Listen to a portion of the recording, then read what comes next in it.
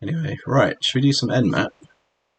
I want to get this room done, so I managed to get my streak up to 61. I actually reset last week because I'd forgotten to sign in on a Saturday and do it, and then noticed that my streak had gone back down to 1. I was like, fuck.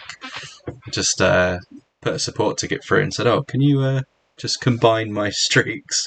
And yeah, luckily they did. So I managed to get my streak back to 60 odd. Just 304 days to go to get the badge. Right. So intro. When it comes to hacking, knowledge is power. The more knowledge you have against a target or network, the more options you have available. This makes it imperative for proper enumeration is carried out before any exploitation attempts are made.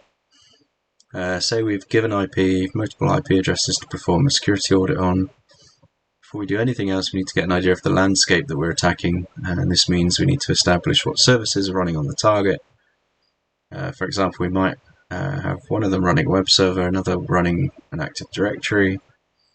The first stage is to map out the landscape, something called port scanning.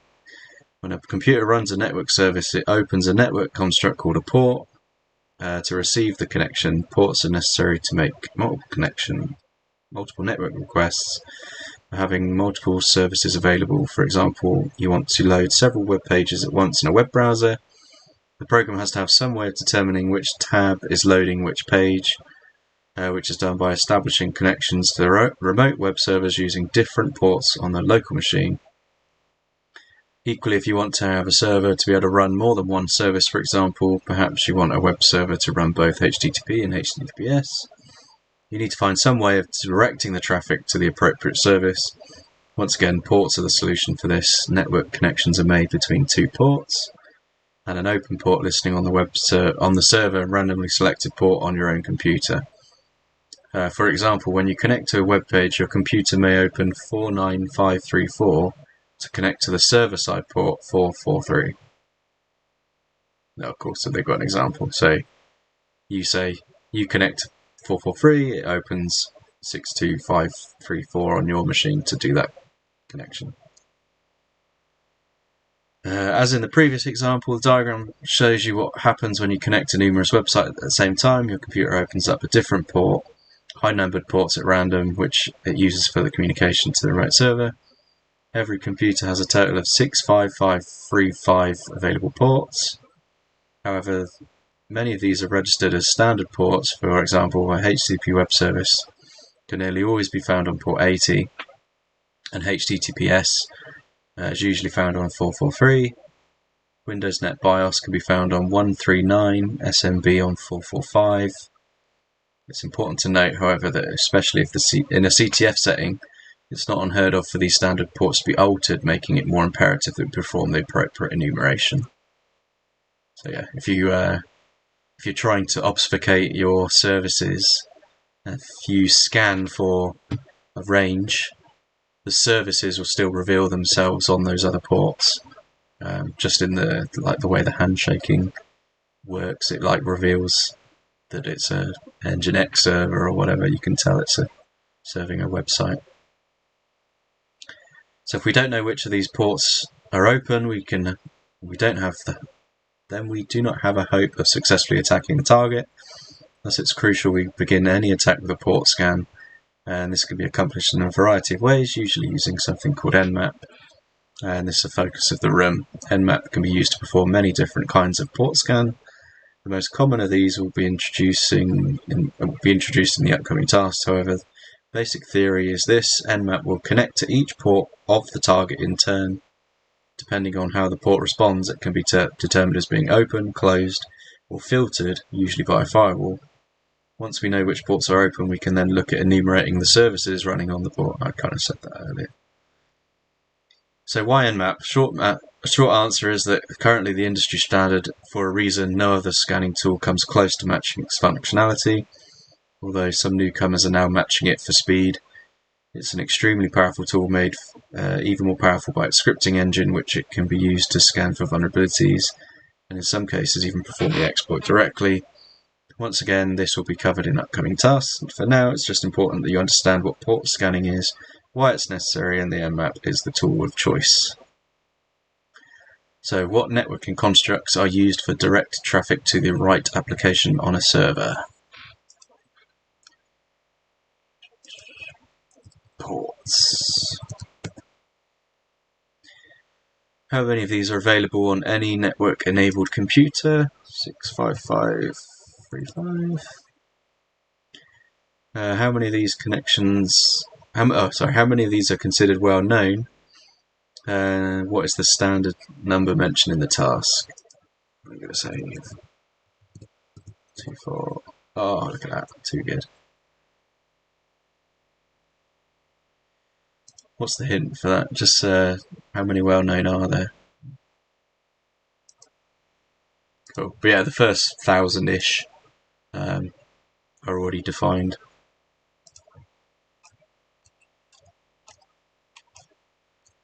So switches, like most pen testing tools, Nmap is run from the terminal. There are various available for both Windows and Linux. In this room, we'll assume that you're using Linux. However, the switches should be identical. Nmap is installed by default on Kali and the Try Hack Me attack box. Nmap can be accessed by typing Nmap into the terminal, followed by some of the switches or the command arguments that would tell the program to do different things.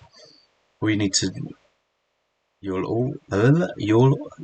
you'll need for this is the help menu for this Nmap task, assigned with -H, and the Nmap man page, man Nmap for each answer. Include all parts of the switch unless otherwise stated. So this is the output of the Nmap page. So we get a load of different switches and their function, or a brief description of what the functionality is. So, what is the first switch listed in the help menu for a SYN scan?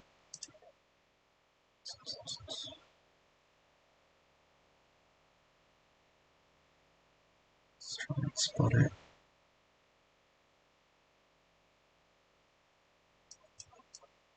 Should be that one. SS. -SS.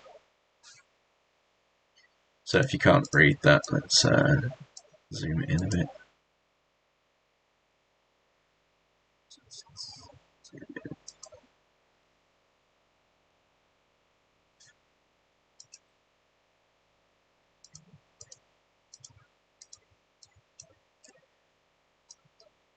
So there we go. So we just look at the man output. So -SS does a TCP SYN connect ACK window mymun scan.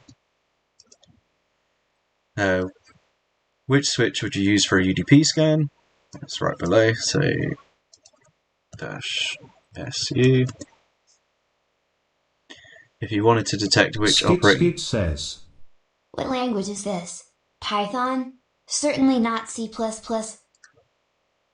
I don't know what it's written in actually. I'll certainly have a look.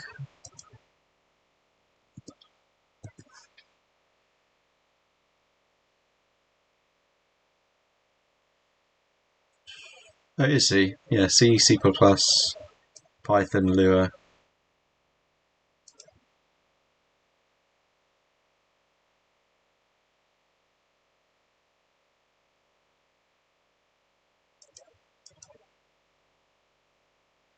Should be on. Oh, there we go. GitHub.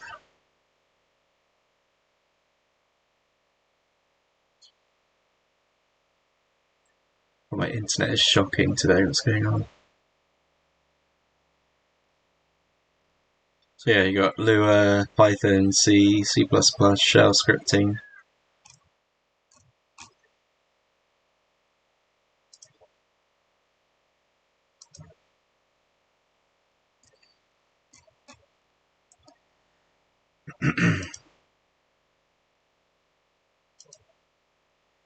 If you wanted to detect which operating system the target is running on, which switch would you use? So it's got to be like an OS detection.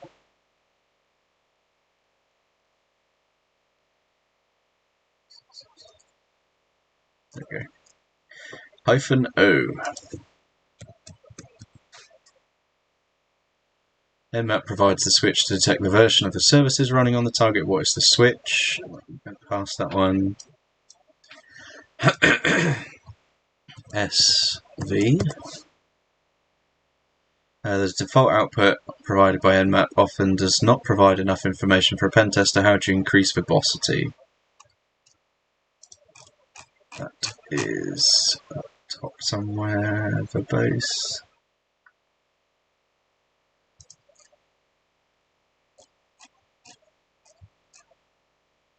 There we go. Increase verbosity. So if you want more, you do VV.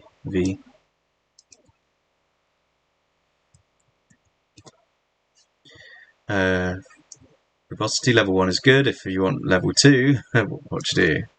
-VV.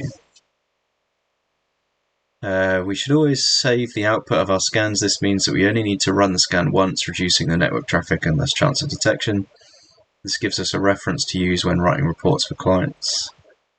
So what switch do we use to save the Nmap result in 3 major formats? So we've got... What is this? Finding security vulnerabilities? No, well, kind of. It probably will get into that. At the moment, it's just showing us the tool. So Nmap is a network scanner. So there's examples of it here, just saying like... so Nmap's the name of the tool. Do a verbose scan, so it's going to print out lots of information on the output of what the scan result is. And then you're giving it like the domain of the thing that you're trying to scan. And then there's probably a better example here where you've got like an IP address range or like a port number specifically. You're basically telling it, go to an IP address or a domain, search the whole range of ports that exist on that domain or the IP, and then it's going to give you back a report saying like, the things it's found. If you tell it to do scanning for vulnerabilities as well, then it will say like, this port's vulnerable because the version it's running of the software on that port is known to be vulnerable. It might even tell you like CVE information if it's there. Nightbot says, You can change your TDS voice here. Web link. Skid says, Interesting.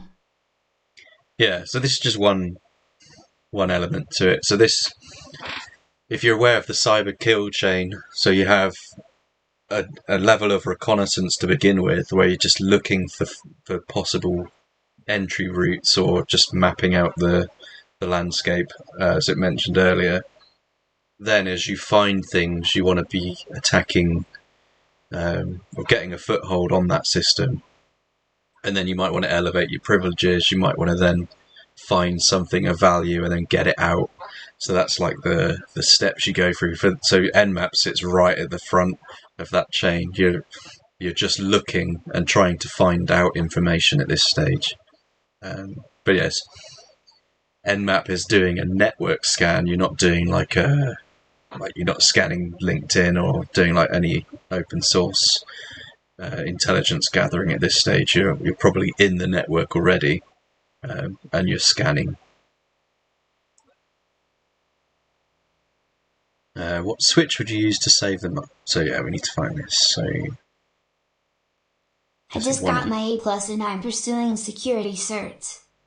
Oh, nice. I've never done A+. I skipped that entirely. Yeah, I just went. I went the networking route to begin with, and then I never bothered with doing my CCNA. I went the security route instead. Yeah, I did my Network Plus, and then sort of couldn't be bothered to do anything else. And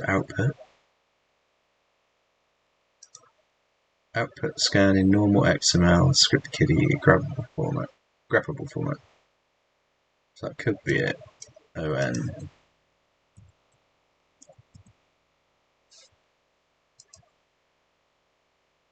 No, it doesn't like that.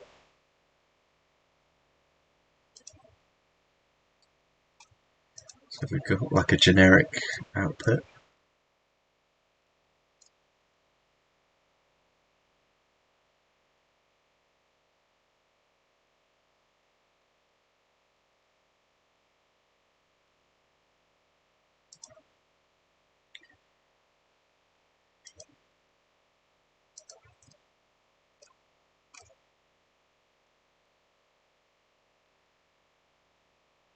Host discovery scan technique port spec.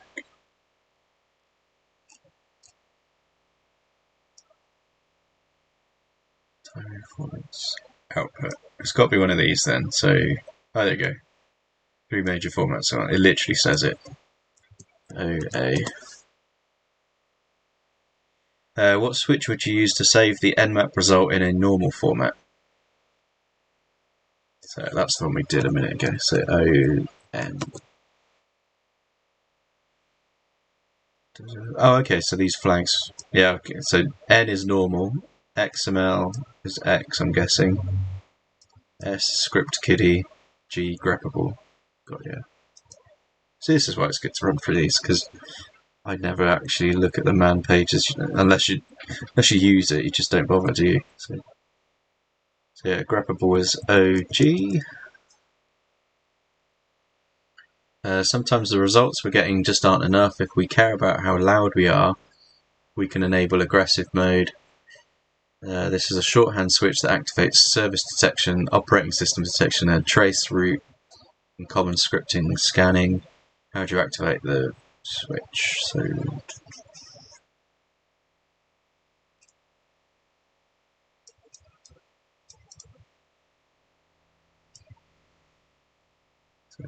this is probably going to be like a smash down the door option or something.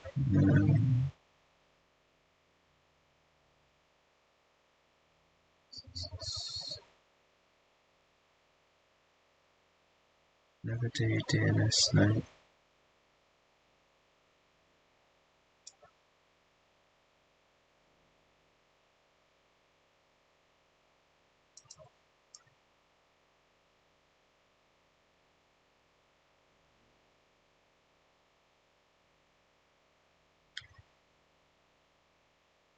Zombie host, profile scanner,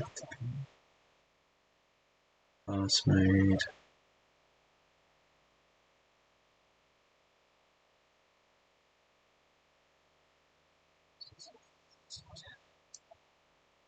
Is it going to be that one?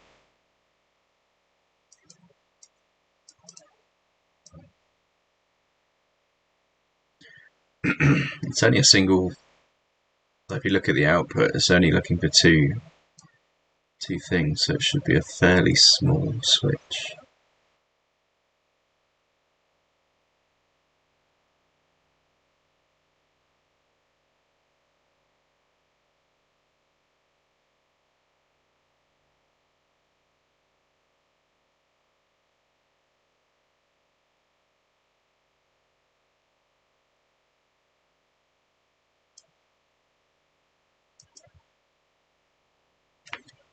Try dash R.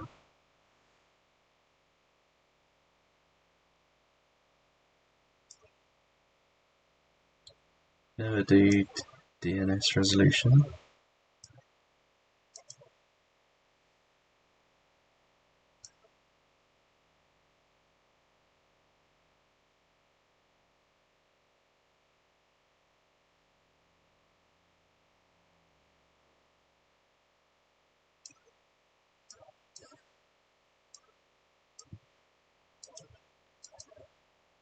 F.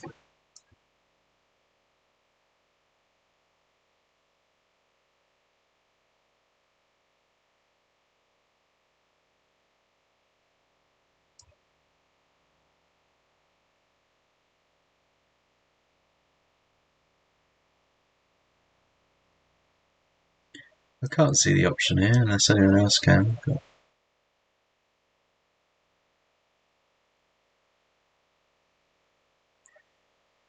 There we go. Big capital A. Enable detection version. Okay. right at the bottom. Nmap offers 5 levels of timing template. These are essentially used to increase the speed your scan runs at. So this one's one of the T options.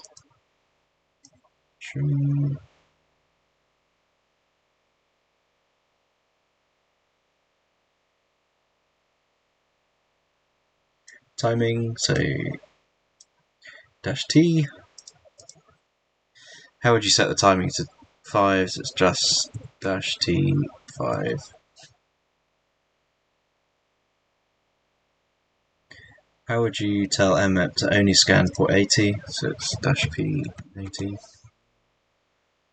How would you tell Nmap to scan ports 1000 to 1500?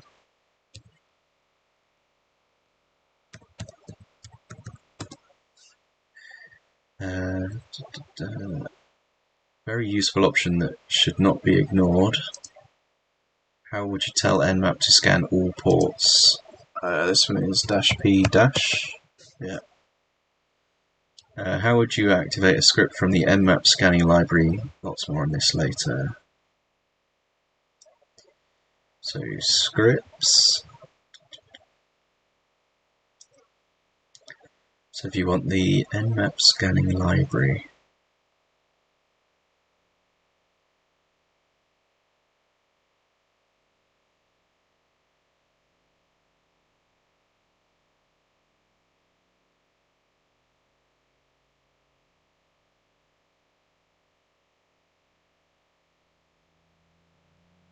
so just looking for that.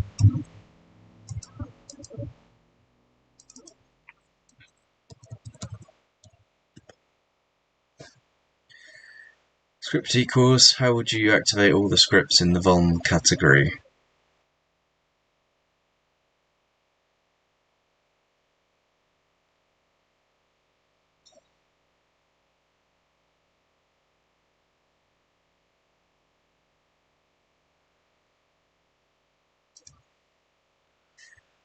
Let's take it. It's probably just going to say, like, there are 2 variants of the switch, one with a space, one with the equal sign. Look at the asterisks in the answer field to see which one it is.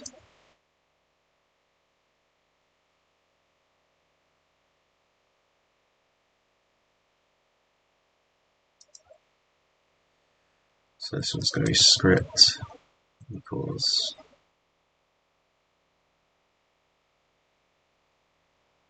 vuln, I don't know. Yeah. Where does it say that though? It doesn't.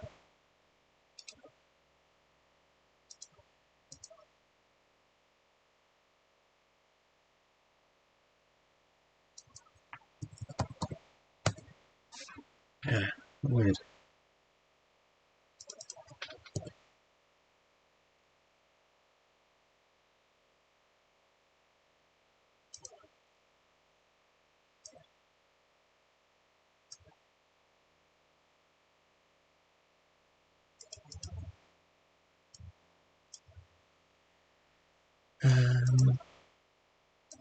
Let's try.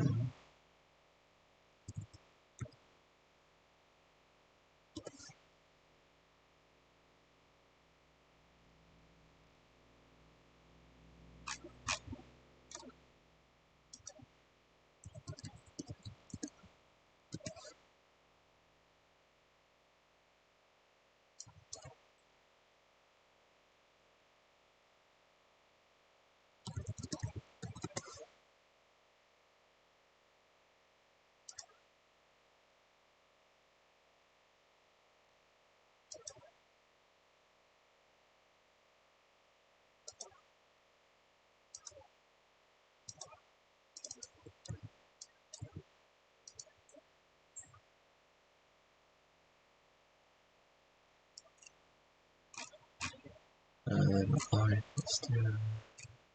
There they are.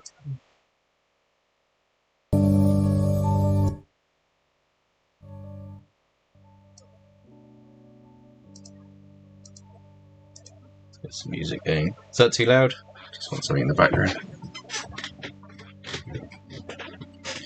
I want to know where this script folder is. I don't know how you're supposed to know what vuln is, unless you find it.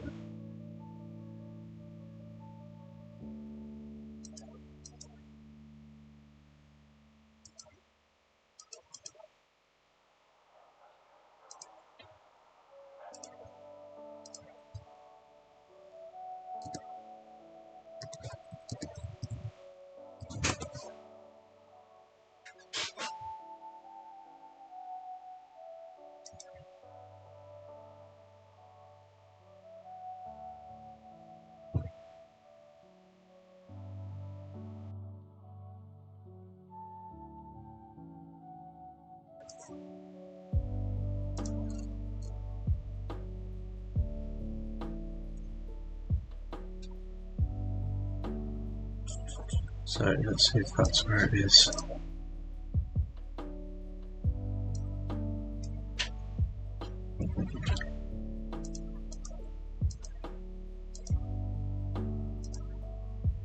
So user share Nmap.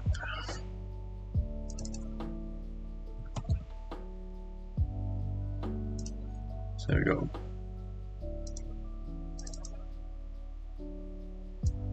this.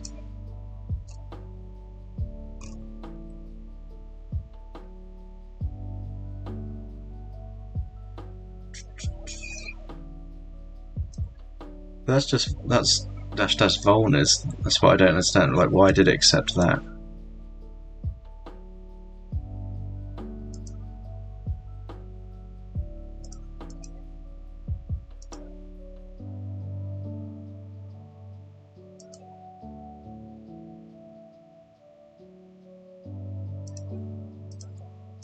Voldemort info.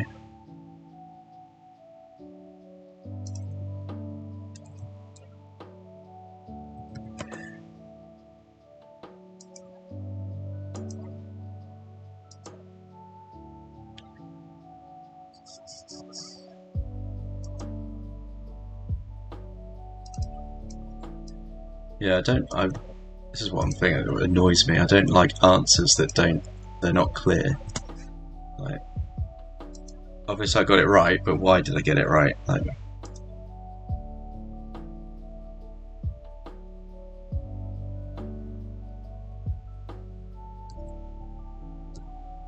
it's not even in the official docs. So, AFTP path vuln.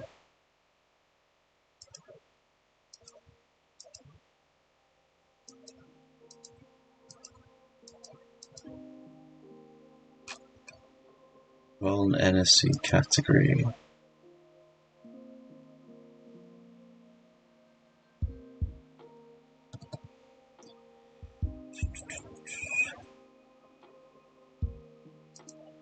Right, this makes more sense. So NSC scripts define the list of categories that they belong to. Currently defined categories are auth, broadcast, brute, default, discovery, DOS, exploit, external fuzzer, intrusive, malware, safe, version, and vuln. Category names are not case sensitive. The following list describes each category.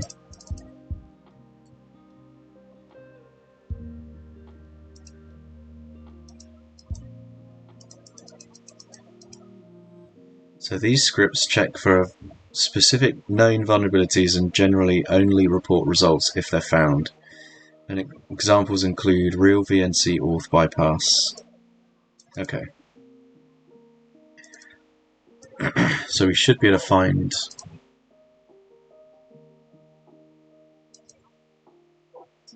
Did I close it?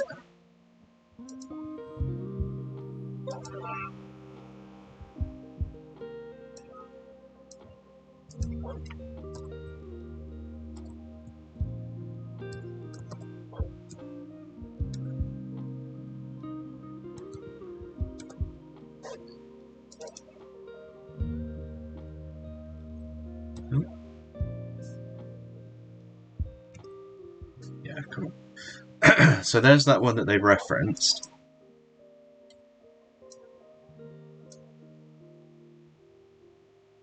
Require vulns. What is it in this that tells it what category it is?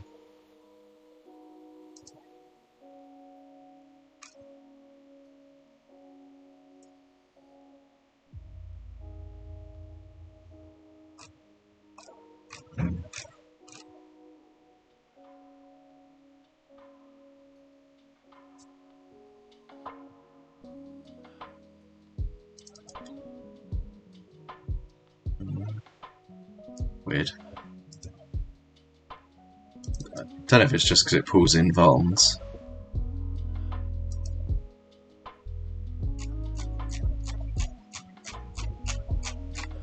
So if the FP path.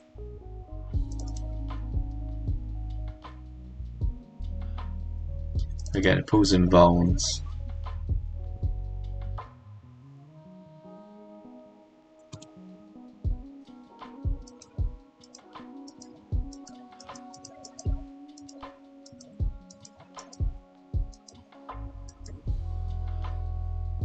Use vulnerability library vulns lua. There we go. So there's a category. It's like a JSON.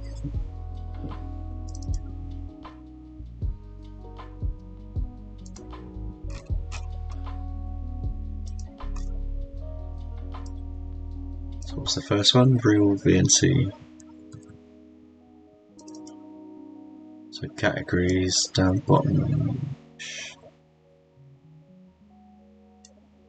Yeah, cool. Okay, cool. And that answers it. So there's a categories listing, like an array or a JSON, with just strings of what categories it belongs in. So cool. All right, yeah. I'm going to add that to my write-up later on. So such a shite hint. Like, it doesn't tell you anything. Like where this? Oh, when we searched it, it didn't even. The word vuln isn't in there. Right. So overview. When port scanning with Nmap, let's clear all this rubbish.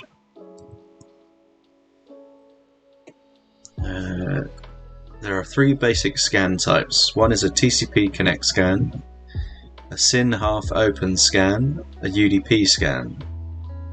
Additionally, there are several less common port scan types, some of which we'll cover, albeit in less detail. These are TCP null scans, fin scans, and Christmas scans. Most of these, with the exception of UDP, are used for similar purposes. However, the way they work differs between each scan. This means that while one of these first three scans are likely to be your go-to in most situations, it's worth bearing in mind the other scan types exist. In terms of network scanning, we'll briefly look at ICMP or ping scanning. Okay. So what? We will also look briefly. Okay, right. So we'll get to that in one of the future ones. Yeah. To understand TCP connection scans, it's important that you're comfortable with the TCP three-way handshake. If this term is new to you, then complete the introductory networking. As a brief recap, the three-way handshake consists of three steps. The first is connecting the terminal of our attacking machine. It sends a TCP request to the target, which is the SYN, and then the server acknowledges the packet, so you get SYN ACK, and the TCP response containing the SYN as well as the ACK flag. Finally, our terminal completes the handshake by sending a TCP request with the ACK flag. So you send a request, it replies with SYN ACK, and you confirm it with the final ACK. This is one of the fundamental principles of TCP/IP. How does it relate to Nmap? Well, as the name suggests, a TCP connection scan works by performing the three-way handshake with each target port in turn. In other words, it tries to connect to each specified TCP port and determines whether the service is open by the response that it receives. For example, if a port is closed, then RFC 793 states that if the connection does not exist, then a reset is sent in response to any incoming segment except another reset. In particular, SYN addresses to a non-existent connection that are rejected. SYNs addressed to non-existent connection are rejected by this means. In other words, if an Nmap sends a request with a SYN flag to a closed port, then the target will respond with a reset. By this response, Nmap establishes that the port is closed.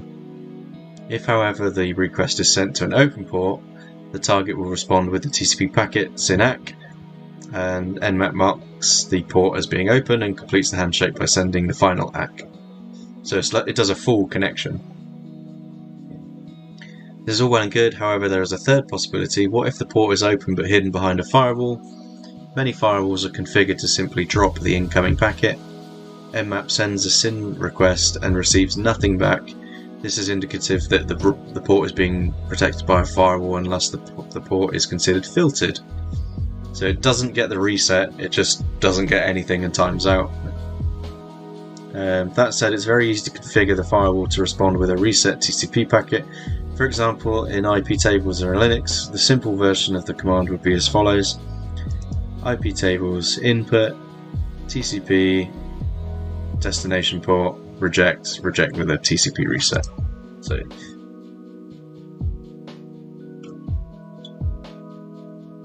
yeah, just configuring your firewalls to respond properly.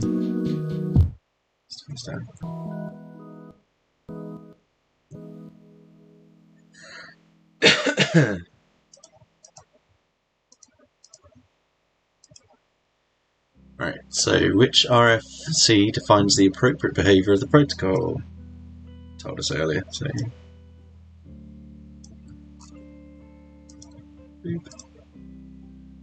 if a port is closed, what flag should the server send back to indicate this?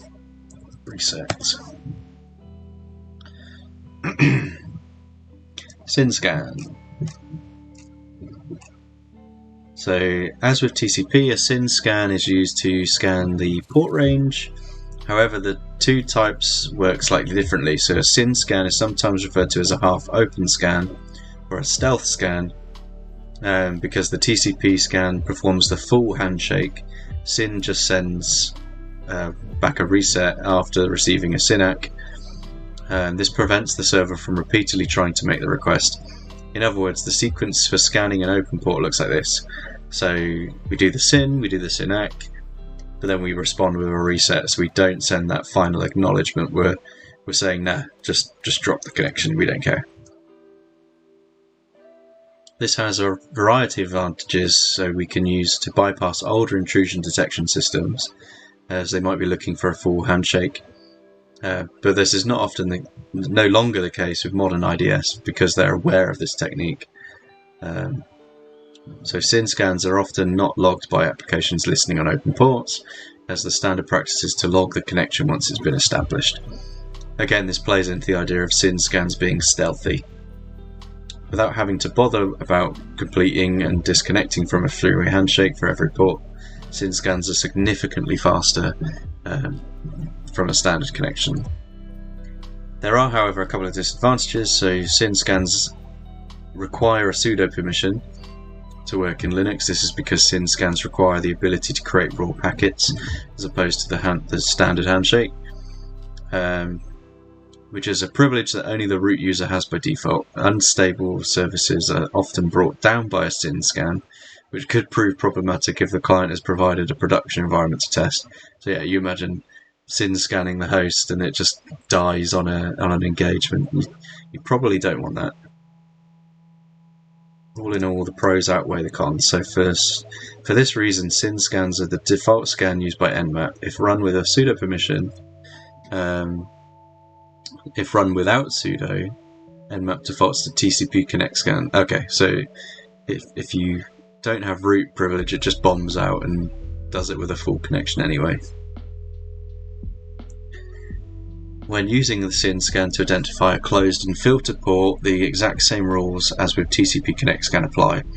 If the port is closed, then the server responds with a reset TCP packet, and the port is filtered by firewall, then the TCP SYN is either dropped or spoofed with a reset. In this regard, the two scans are identical, the big difference in how they handle the opening port. SYN-SCANs can also be made to work by giving Nmap the capnet raw, capnet admin, and capnet bind service capabilities. However, this may not allow many of the NSE scripts to run properly. So what are the other names for a SYN-SCAN? It was a Stealth was one of them. The other one was a half open.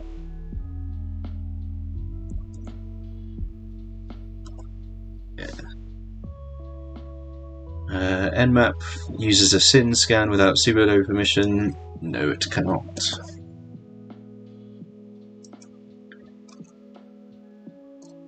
Right.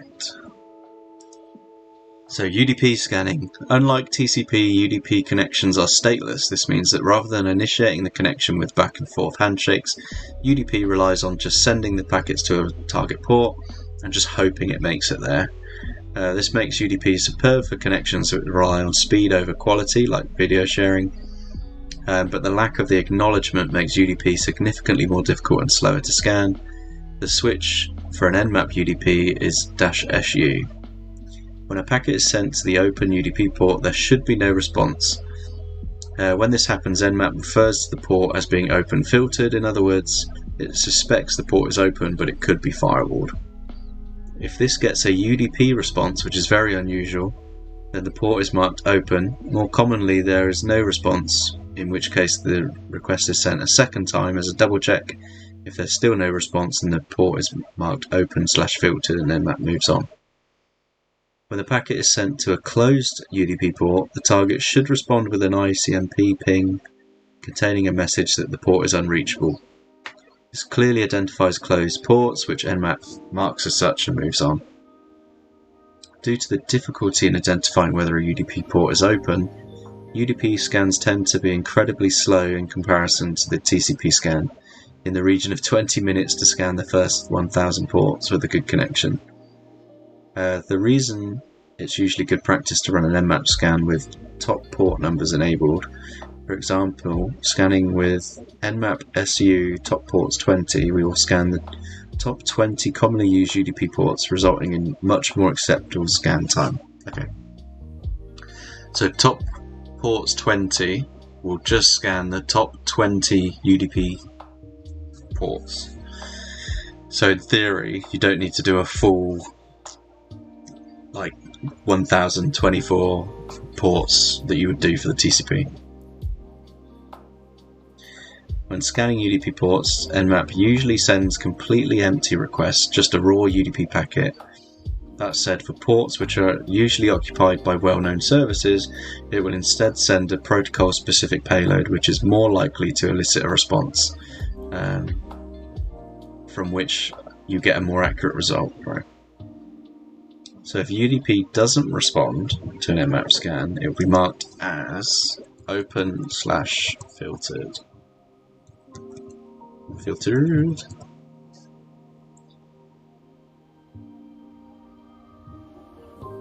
Why doesn't that work?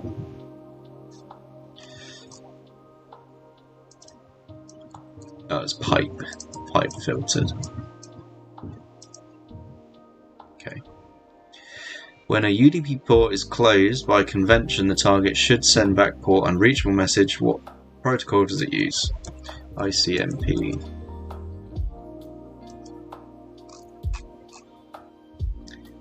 So null, fin and Christmas.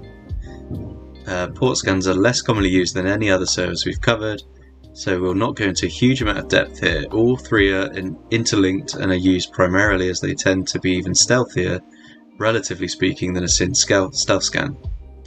Beginning with null scans, as the name suggests, null scans are when a TCP request is sent with no flags at all. As per the RFC, the target should respond with a reset if the port is closed. Fin scans work almost identical, however, instead of sending an empty packet, the request is sent with a fin flag, usually to gracefully close an active connection. Once again, Nmap expects a reset if the port is closed. With the other two scans in this class, a Christmas scan sends a malformed TCP packet and expects a reset in response for closed ports. It's referred to as a Christmas scan because it sets PSH, URG, and fin, gives it the appearance of a blinking Christmas tree when viewed as a packet captured in Wireshark.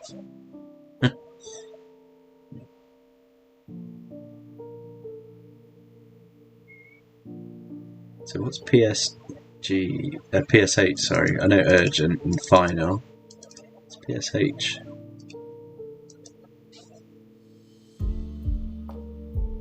Hey, Christy!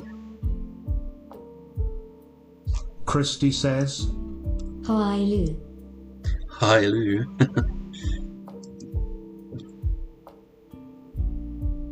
Pish. Tipsec Petmore. I actually stole, well, not stole, but I used one of Tib's emotes to make my own animated one. Look at that. Musek says, Market Pit. translated from Tagalog. Christy says, What we doing? We are. Cool. So, the way I've been doing Try Hack Me is doing all of the easy and free content. So, I've done all the info stuff. I'm now looking at the easy stuff, and then the one that we just picked was the Nmap room, because that was the one at the top of the list.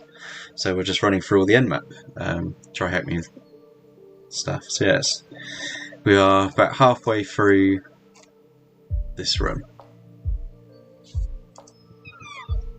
Caparos. translated from Finnish. And I was just trying to make says- sense of like Web link. PSH, because I'd not heard that term. So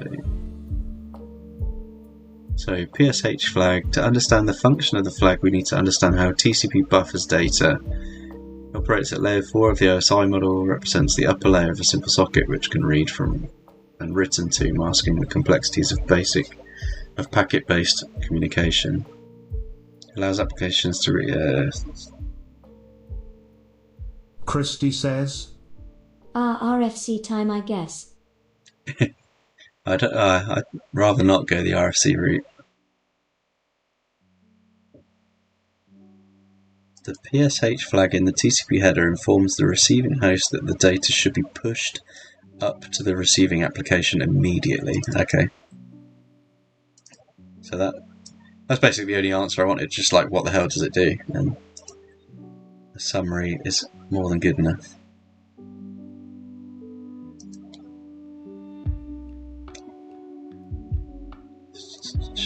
So the expected response for open reports for these scans is identical and very similar to the UDP scan.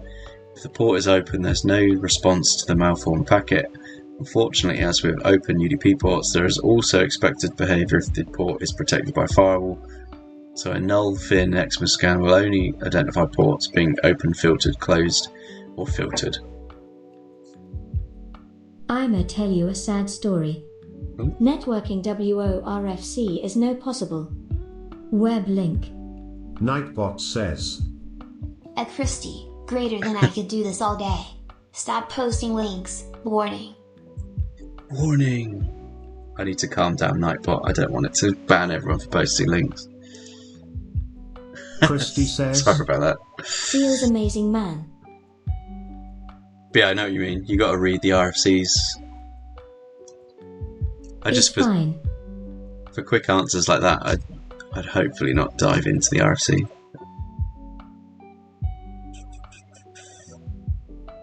There Again. you have the header. Header format. Push.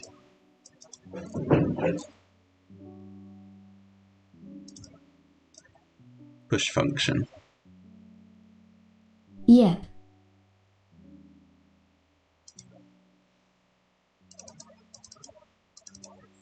Let's just see like how, because I basically just wanted to know that it pushes it to the app.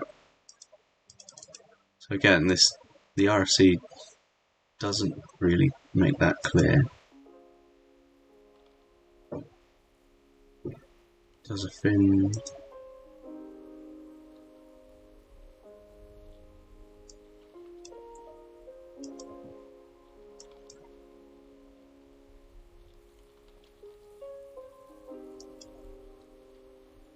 Push function segments. The purpose of push function and the push flag is to push data through from the sending user to the receiving user. It does not provide a record service. There is a coupling between push function, use of buffers of data that cross the TCP user interface. Each time a push flag is associated with the data placed into the receiving user's buffer, the buffer is returned to the user for processing even if the buffer is not filled. If the data arrives that fills the user's buffer before push is seen, the data is passed to the user in a buffer-sized unit.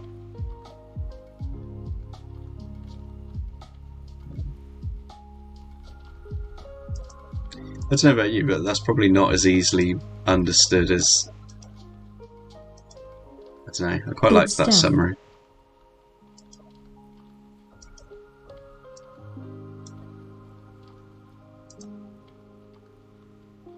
So, where were we?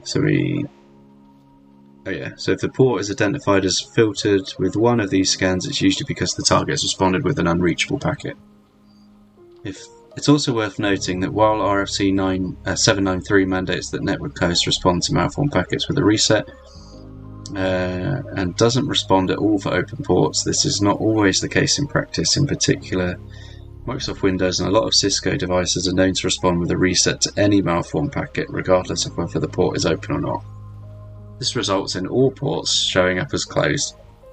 That said, the goal here is of course firewall evasion. Many firewalls are configured to drop incoming TCP packets to blocked ports which have the SYN flag set. Thus, by blocking the new connection request instead of by sending requests which do not contain SYN flag, we effectively bypass this kind of firewall.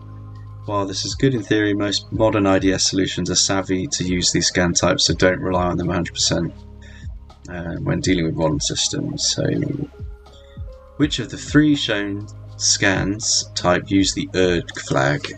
XMAS. Therefore, you can modify the flags to bypass the FW. Yeah.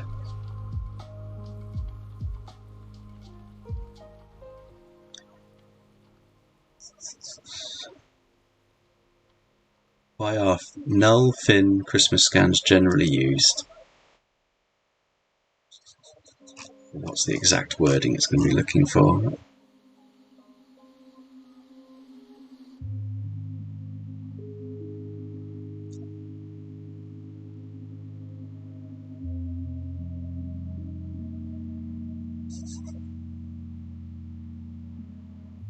Is it just firewall evasion? That looks about right. Yeah, cool. Which common OS may respond to a null fin XMS scan with a reset for every port? Microsoft Windows.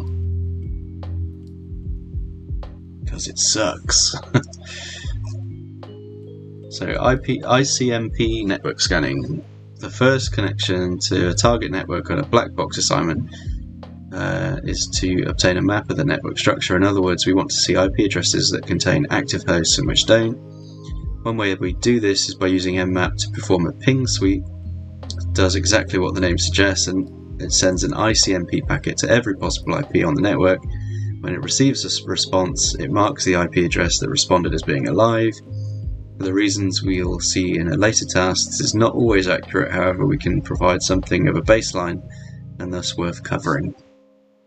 To perform a ping sweep, we use the SN switch in conjunction with an IP range, which can be specified with either a hyphen or a sided notation. We could scan... Okay, yes, we just do X. So there's the cider. -24. The SN switch tells Nmap not to scan any port, forcing it to rely on the ICMP echo packet. Or ARP requests on the local network if run with sudo or directly as root user to identify target. In addition to the echo, okay. The SN switch will also cause Nmap to send TCP SYN packet to 443 of the target, as well as the TCP ACK or TCP SYN if not as root. How would you perform a ping sweep on 172.16xx netmap using cider notation? Right, so we would do Nmap-SN 172.16. We just do XX and then what's the bloody cider for that one?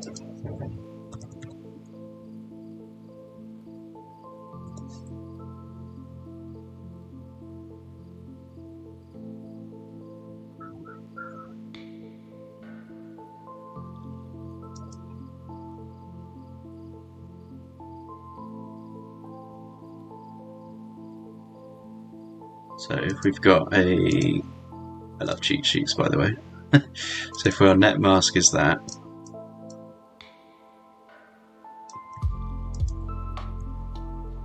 then our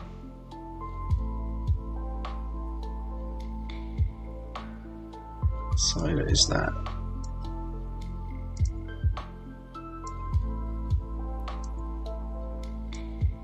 And what else do we need? That's okay, so 1 0 is there.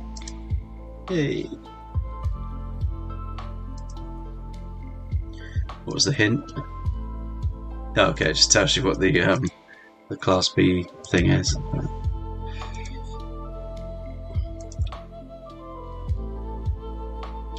The Nmap scripting engine is an incredibly powerful addition to Nmap, extending its functionality quite considerably. NSE scripts are written in the Lua language, can be used to verify, to do a variety of things from scanning for vulnerabilities, automating exploits. The NSE is particularly useful for reconnaissance. However, it's well worth bearing in mind how extensive the script library is. There are many categories available for some useful categories, including, we saw some of these earlier, so safe, it won't affect the target. Intrusive, not safe, likely to affect the target. Vuln will scan for vulnerabilities. Exploit will attempt to exploit the vulnerability. Auth will attempt to bypass auth for running services. Brute will attempt to brute force credentials for running services. And Discovery will attempt to query running services for further information about the network. For example, querying an SNMP server. More exhaustive lists can be found here.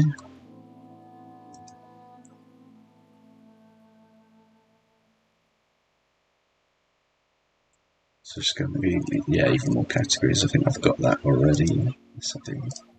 Oops, shit.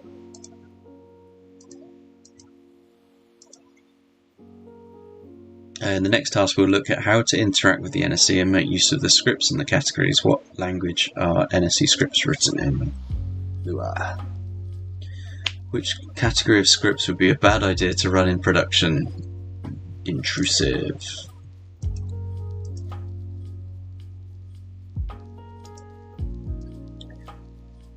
In task 3, we looked very briefly at the script switch for activating NSE scripts from the vuln category using script equals vuln. It should come as no surprise that other categories work the same way. If the command script safe is run, then any applicable safe scripts will be run against the target. Only scripts which the target and active service will be activated. To run the specific script, we would use scripts and then the name, e.g. script HTTP file uploader exploiter. Multiple scripts can be run simultaneously in this fashion by separating them with commas. Some scripts require arguments, for example credentials. If they're exploiting an authenticated vuln, this can be given with the script args switch. An example of this would be HTTP put script using the upload files being the put method. This takes two arguments, the URL of the upload and the file's location to disk. So HTTP put, they give the URL and the file. Okay. Note that the arguments are separated by a comma and connected to the corresponding script with periods. A full list of scripts and their corresponding arguments along with the example use cases can be found here. So just the same thing.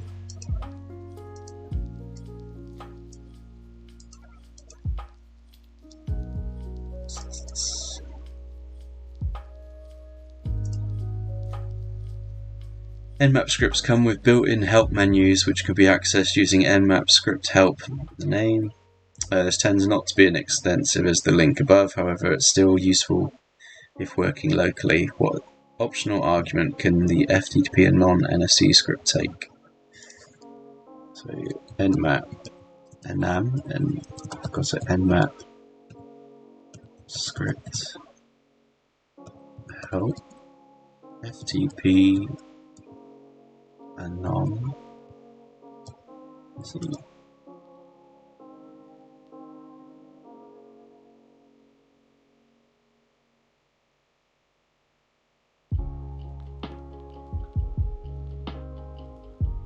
Doesn't say.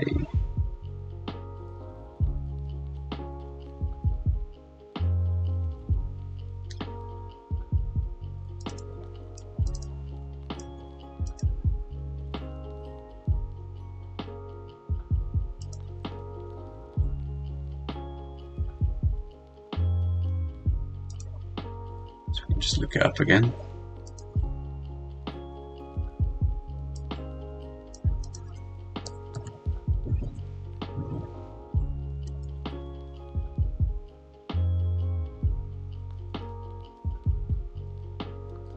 What was the thing it wanted? FTP none.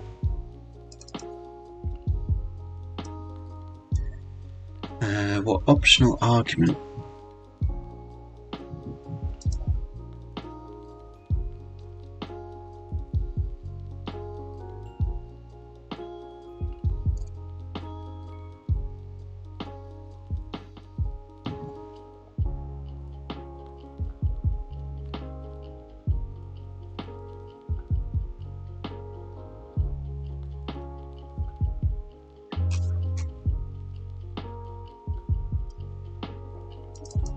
Max list.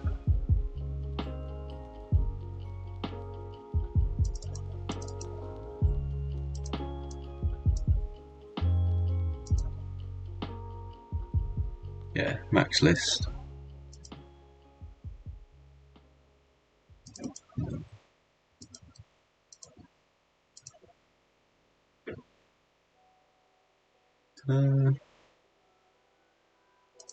If in doubt, just read the lure.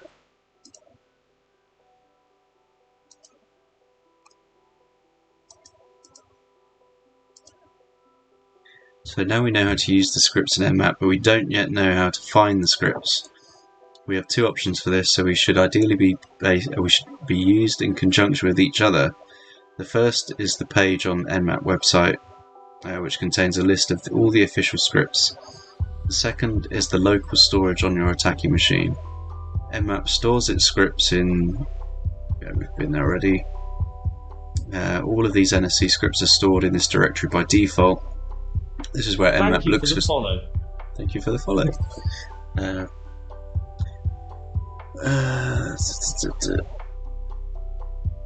This is where Nmap looks for the scripts when you specify them. There are two ways to search for the scripts. Thank you for the follow again. One is by using... Okay, so you can just... okay, I'm probably doing it the dumb way then, if I'm just searching for the names and then looking. But if you use the Nmap scripts.db file, despite the extension, it isn't actually a database, so much as it is a formatted text file containing the file names and categories for each available script.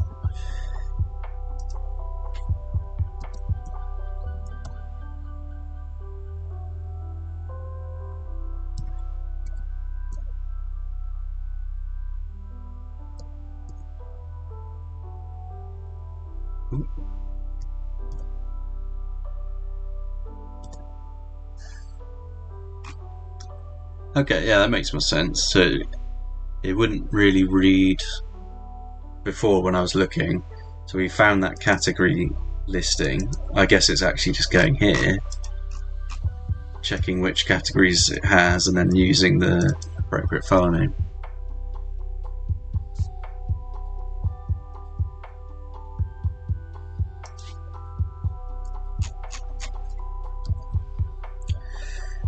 So we can actually just do things like grep, not frep, grep. No, type properly. FTP. Stairs the trash man says. Brrr, how you doing, Stairs? Share Nmap.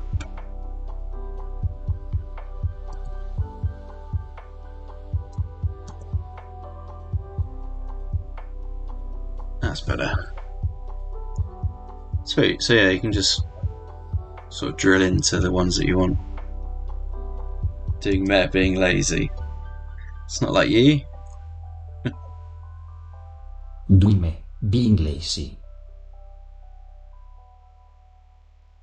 The second way to search for scripts is simply doing the ls command. Oh, that's basically what we were doing, just searching for the names of the script in the folder.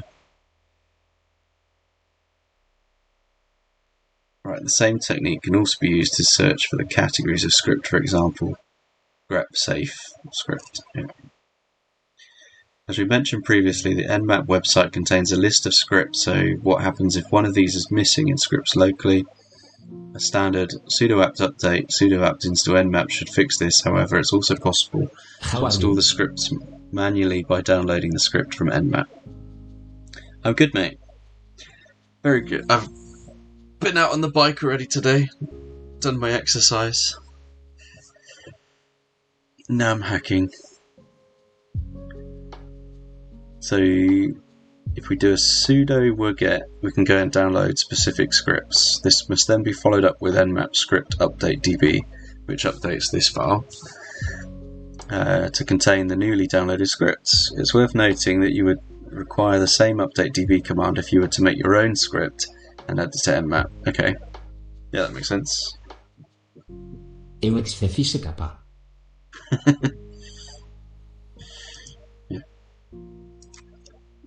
I'm going to add a redemption on here to get you to do push-ups, so people can redeem things in my chat to make you do things. It's only fair. So if we search for SMB scripts in the scripts directory using either of the demonstrated methods, what file name of the script is determined. So if we search for, what was it, SMB? What file name of the script which determines the underlying OS of the SMB server?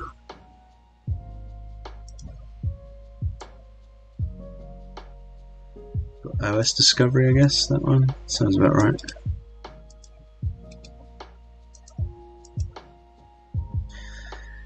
Read through the script. What does it depend on?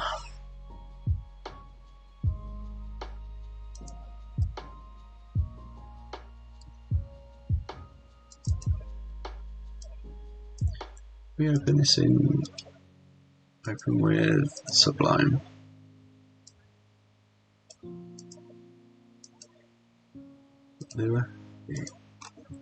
What about the syntax highlighting? Right. So what dependencies have we got?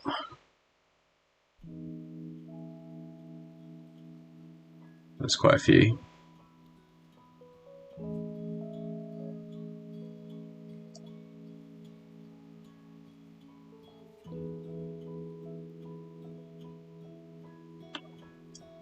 SMB brute.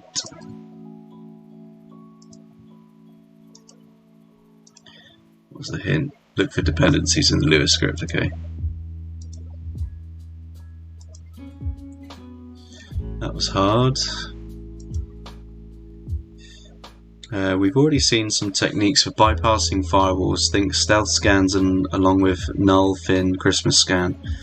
However, there is a very common firewall configuration that it's imperative we know how to bypass. Your typical Windows host will, with its default firewall, block all ICMP packets. This represents a problem. Not only do we often use ping to manually establish the activity of the target, Nmap does the exact same thing by default. This means that the Nmap will register a host with this firewall configuration as dead and not bother scanning it at all. So we need to find a way around this configuration. Fortunately, Nmap provides an option for this. -pn, which tells Nmap not to bother pinging the host before scanning it.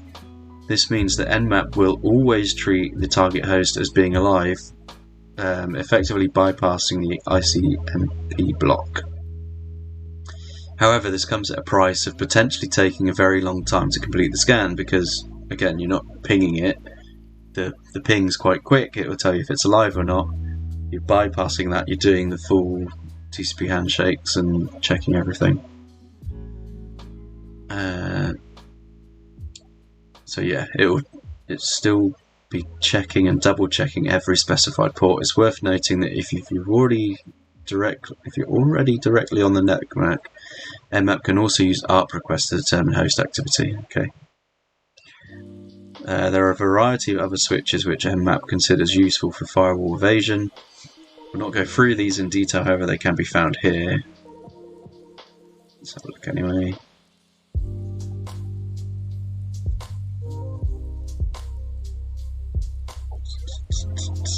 -F, MTU, decoy, cloak a scan with decoys, spoof Nightbot source says, address, You can change your TDS voice here. Web link. use specified interfaces,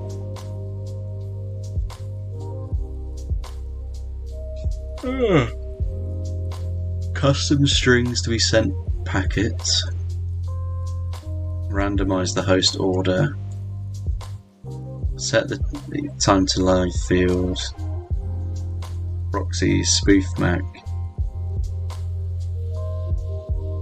Okay. The following switches are of particular note, so we've got F to fragment the packets, split them into smaller pieces, making it less likely that the packets will be detected by a firewall. An alternative to F is by providing more control over the size of the packets. So MTU accepts a maximum transmission unit size for each packet sent. It must be multiples of 8. A scan delays will add a delay between every packet sent.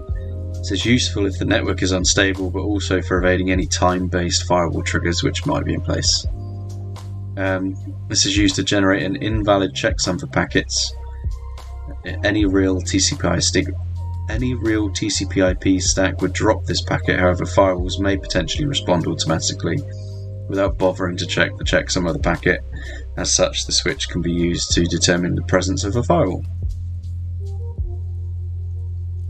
Which simple and frequently relied on protocol is often blocked using the PN switch? ICMP.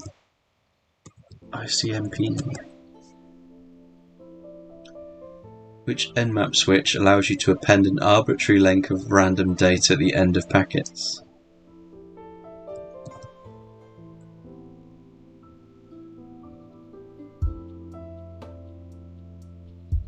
Okay, yeah, append random data length. So normally the Nmap sends a minimal packet containing only a header. Its TCP packets are generally 40 bytes. ICMP echo requests are just 28. Some UDP ports and IP ports get a custom payload by default. This option tells Nmap to append the given number of random bytes to most packets it sends and not use any protocol-specific payloads.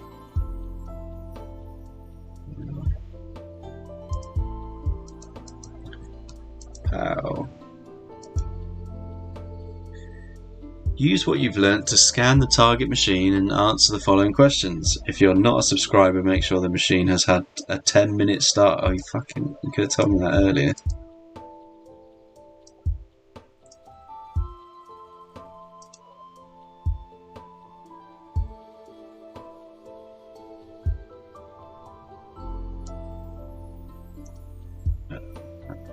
I need to start my VPN actually. Let's do that while it's doing its thing.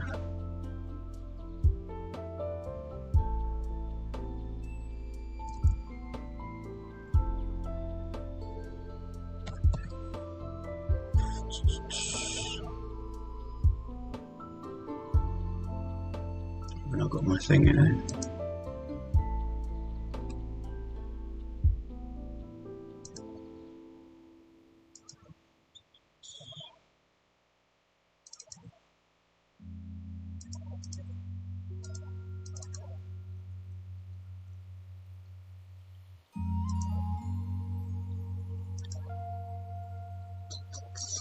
Have I not got my OpenVPN ticket on here? What?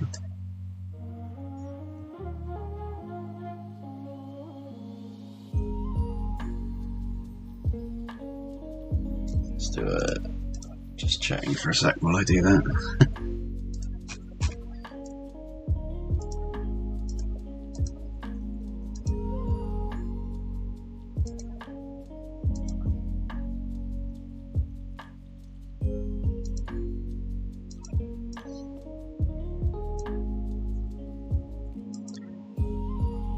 Sort of doxing my IP, not that it really matters.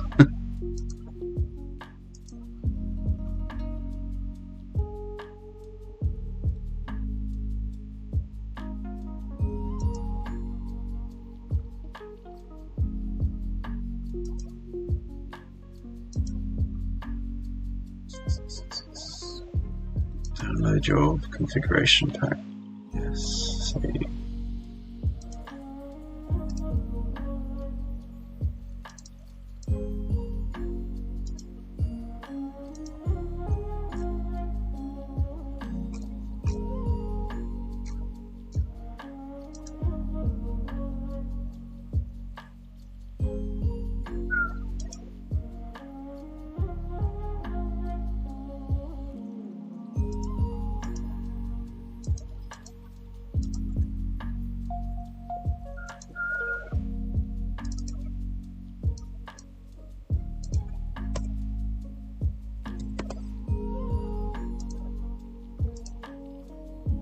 Right, there we go.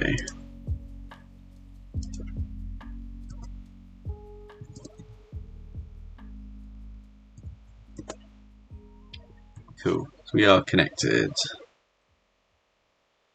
And we've got the thing has started.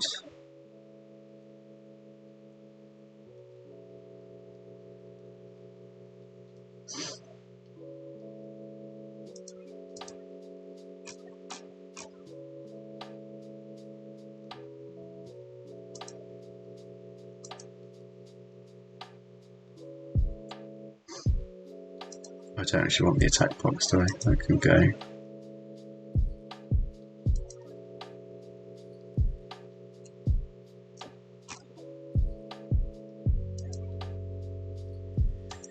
Pro tip: read task 1 that says deploy the VM. I've done this so many times.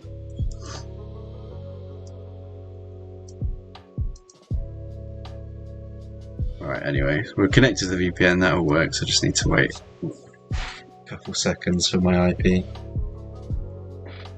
It's the joy of being a stingy bastard and not wanting to pay for the try hack me.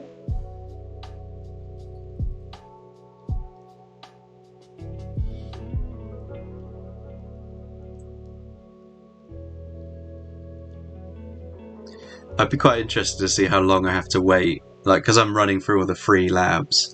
When I finally run out of free labs, that's when I'm going to pay for it. Like, maximum not profit, but like, yeah, just I don't see the point of paying for it until I've done all the free content. Like, it just doesn't make sense to me.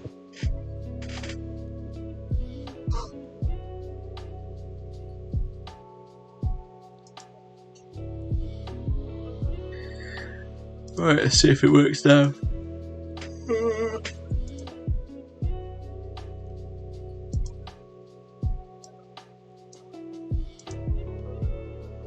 Right, it does target.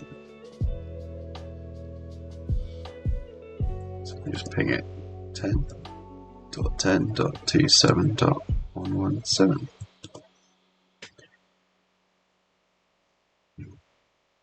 Doesn't look like it. Nope. Your streak has increased. Hooray! Perform a Christmas scan on the first 999 ports of the target. So Nmap. Oh, what was the Christmas one? SX 10.10.27.117-P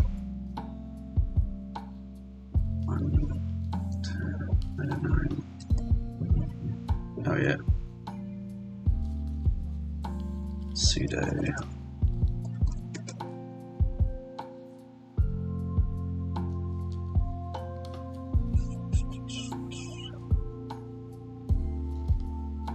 Should we check if that was actually the right thing as well?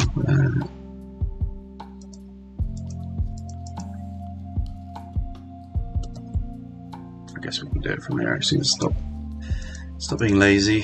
Nmap.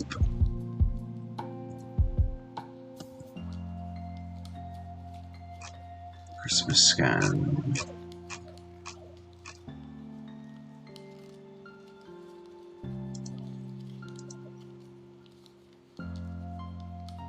Here's SX.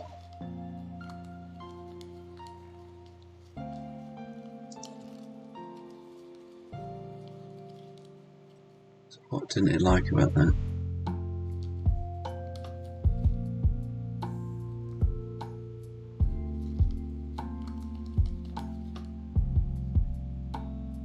Do it that way around.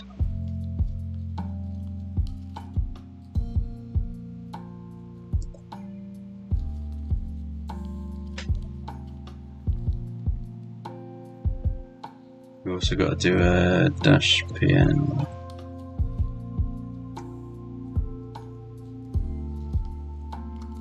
No, what was it? Yeah, pn. That's right.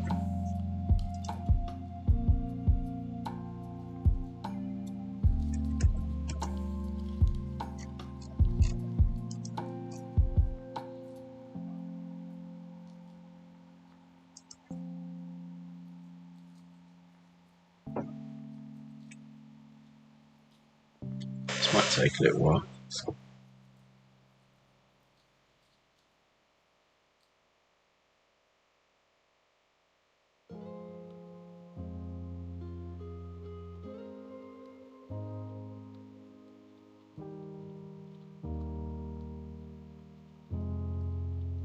It'd be nice to get like some live feedback on like what it's actually doing, rather than just having to sit and wait for the report to come back.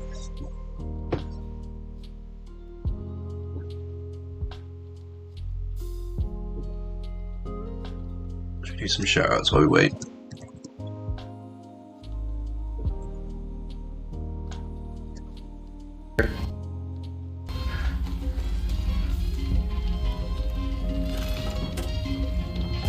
Okay, let's go. Ooh.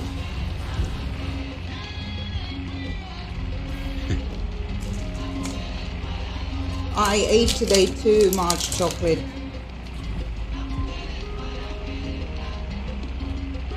Okay, this is what I'm eating now. Ah, yeah, same.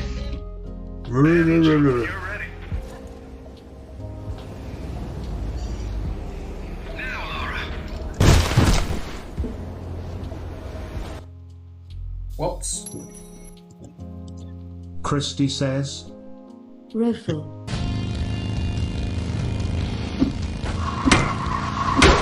Oh, is that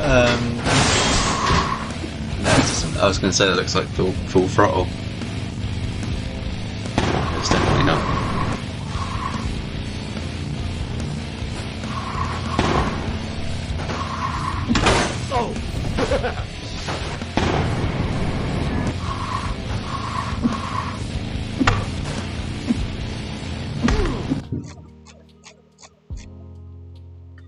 Well, the scan's still going. What the hell?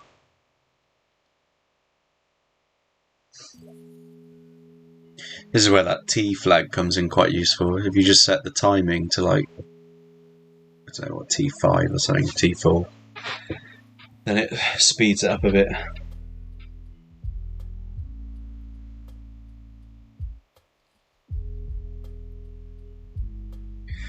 Can we answer the others while it's doing something? So the current question, we need to see the results. The next one, we need to see the results. We need to see the results on the next one. Open Wireshark. Perform a TCP connect scan against port 80. Make sure you understand what's going on. Yeah, okay, whatever. Not going to do that if it's no answer.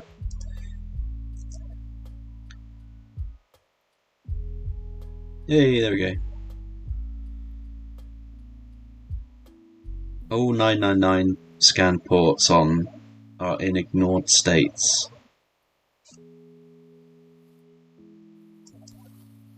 Is that right? 999? Okay, yeah. There is a reason given for it. What is it? No response.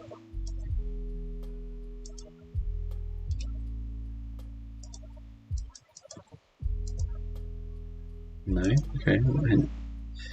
Run this command with the VV switch enabled to get... Oh, I've got to run the fucking scan again.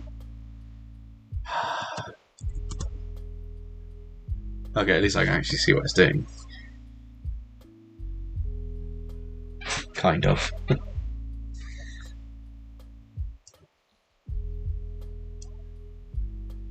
Scroll it up a bit so my head's not in the way.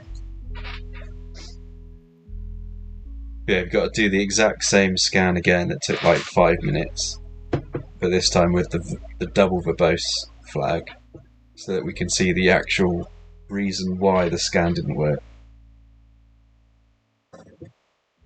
2.5 minutes remaining. Let's just go to bed.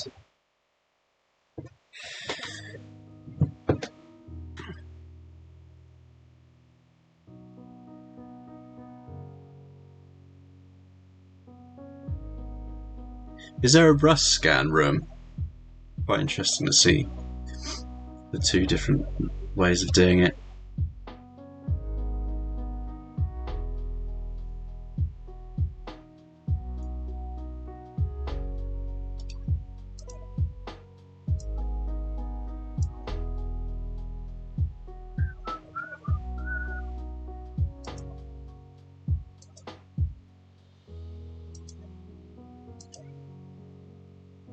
If there isn't, I should probably make... Oh, there is one.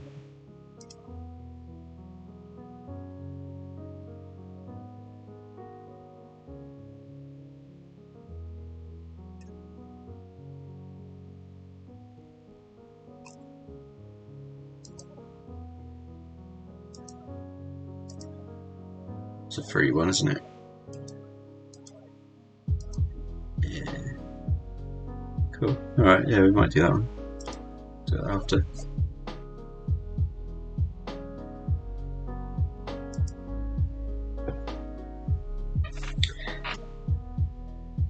Yeah, it seems to be like the up and coming, like the next best one, Rust scan.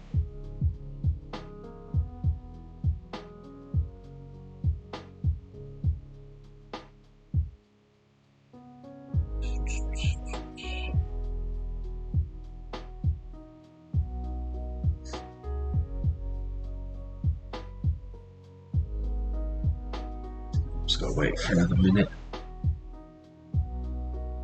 49 seconds.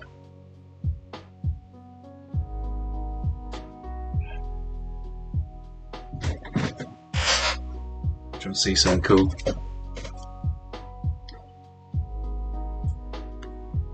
It's an O wasp wasp.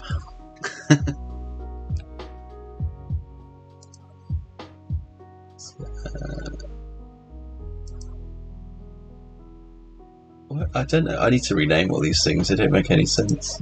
Okay.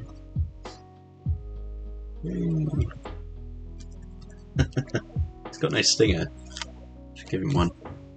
Make it malicious.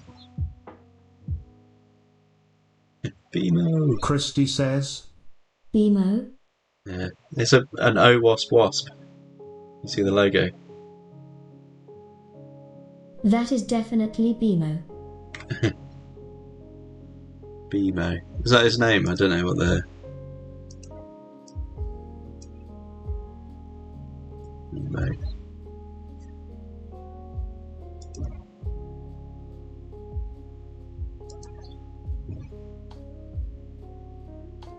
Anti-spam Discord bot. Is that the right one?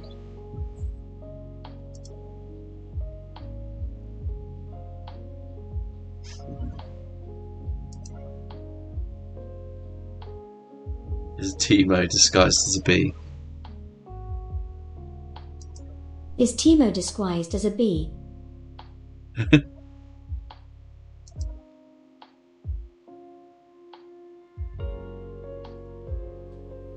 But it's a wasp. It's an O-wasp wasp.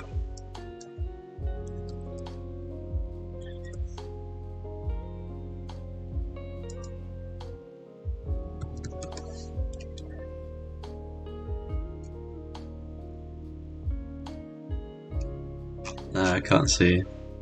I got it from B-Sides London a couple of years ago.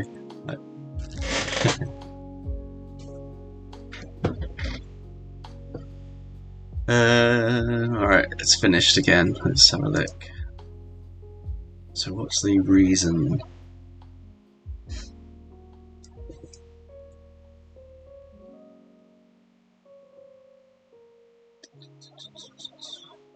Post is up.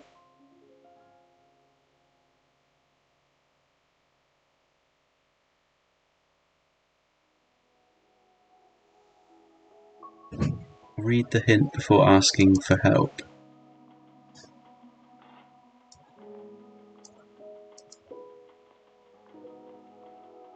Save user set.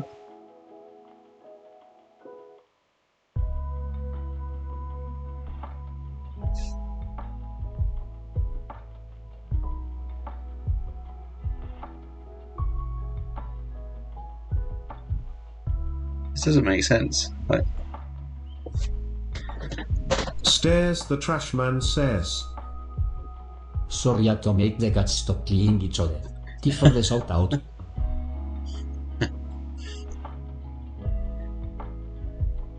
no worries, dude.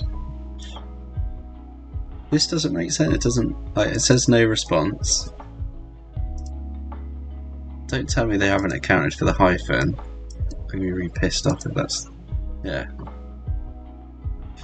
Oh, why?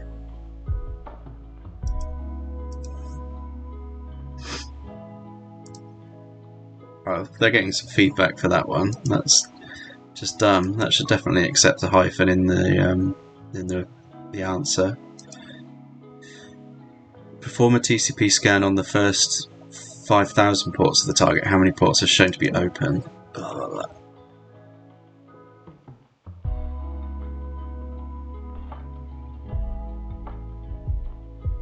Sin was S. Hopefully this one should be quicker.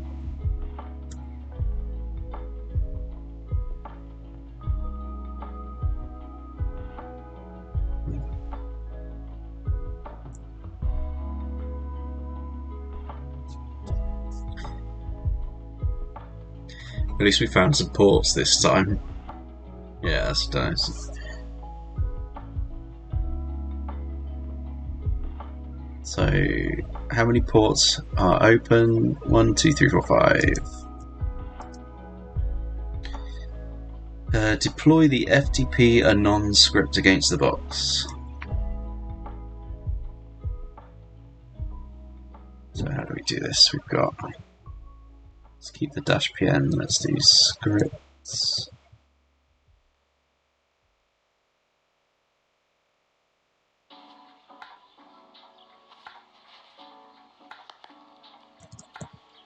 For Christ's sake, what's the...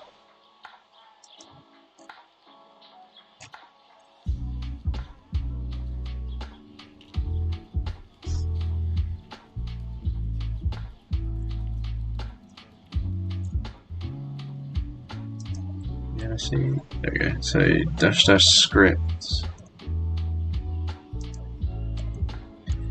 equals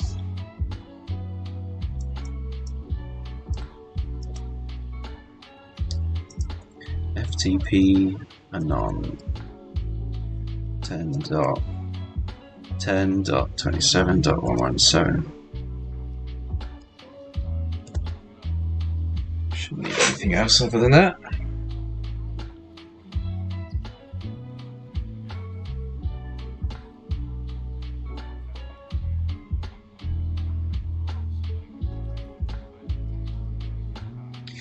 Yeah, actually, I guess we can limit it to the port 22.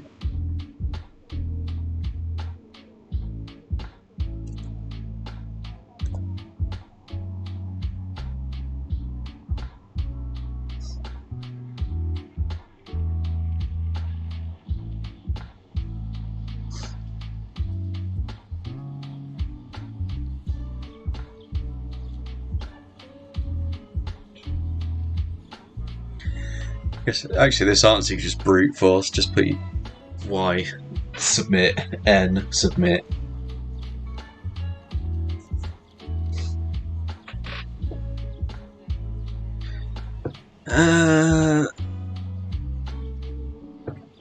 Anonymous FTP login is allowed. So we're going to say yes. You have now completed the further Nmap room. Hopefully you've enjoyed it and learned something new. There are lots of great resources for learning more about Nmap on your own. Front and centre, Nmap's own highly extensive docs, which have already been mentioned several times. They're a superb resource. While reading through them line by line isn't entirely necessary, it'd be highly advisable to use them as a point of reference. No problem. Whee. Cool, so that's a room down.